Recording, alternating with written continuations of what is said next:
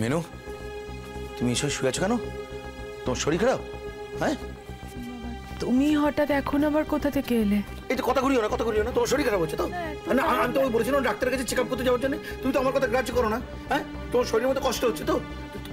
আচ্ছা, স্কুল থেকে ছুটি নিয়ে বাড়িতে থাকার মানেটা কি? হ্যাঁ, বাড়িতে থাকার মানেটা তো রেস্ট নেওয়া, সেটা কি তুমি জানো না? বাবা, তুমি না, তুমি হঠাৎ এত রেগে যাচ্ছ কেন? আমার তো তেমন কিছুই হয়নি।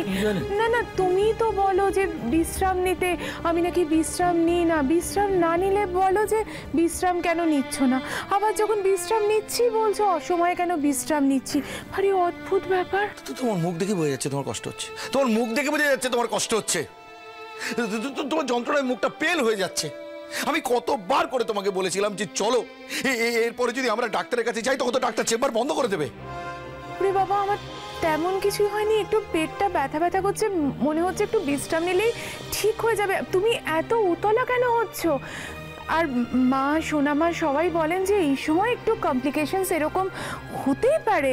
আর আমি তো রেগুলার ডাক্তারকে দিয়ে চেক আপ করাচ্ছি, তিনি তো বলেছেন যে সব নর্মাল, অ্যাবনর্মালিটি কিছু তো বলেননি।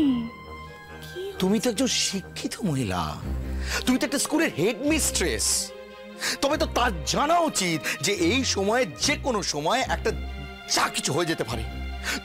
তুমি করো না, একটু কষ্ট করে রেডি হয় না, আমি ডাক্তার কাছে নিয়ে যাবো। শোনো না, আমাকে না প্লিজ এখন আর টানা হেঁচড়া করো না। আমার মনে হচ্ছে আমি একটু বিশ্রাম নিলে, আমি রেস্ট নিলে ভালো থাকবো। আজকের রাতটা যেতে দাও, মানে কাল যদি কিছু হয়, কাল না হয়। কাল? আজকে রাতে যদি কিছু বাড়াবাড়ি হয়ে যায় তখন? আরে আমার তো কিছুই হয়নি, শুধু একটু পেটটা ব্যথা ব্যথা করছিল তাই বললাম। কেন, কি হলো হঠাৎ আবার?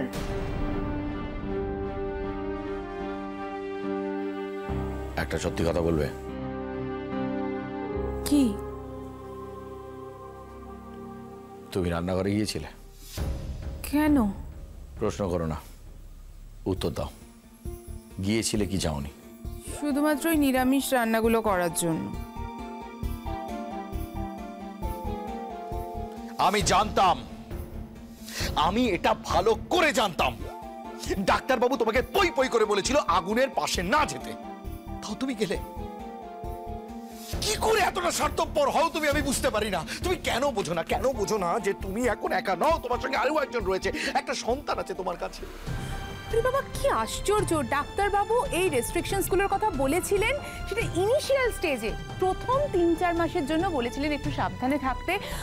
আমি তো সেই স্টেজ পার হয়ে এসেছি। তাছাড়া শোনো, তখন আমার মাথা ঘুরতো, বমি বমি পেতো, কিন্তু এখন তো আমি পারফেক্টলি অল